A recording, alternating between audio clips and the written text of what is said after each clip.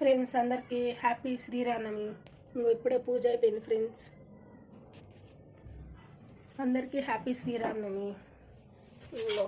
పానకం, వడపప్పు, ప్రసాదం టిఫిన్ చేశారా ఫ్రెండ్స్? అందరూ హ్యాపీ శ్రీరామనవమి. అందరూ బాగుండాలి, అందులో నేను కూడా ఉండాలి మనస్ఫూర్తిగా కోరుకుంటున్నాను. చిన్నప్పుడు మా ఇంటి దగ్గర అయితే మా ఊర్లో శ్రీరామ క్యాన్లు తీసుకొని వెళ్ళి పానకం వడపప్పు తెచ్చుకునే వాళ్ళం. చిన్నప్పుడు మెమోరీస్ చాలా గుర్తున్నాయి, చాలా హ్యాపీనెస్ అనిపించింది తలుచుకున్నప్పుడల్లా.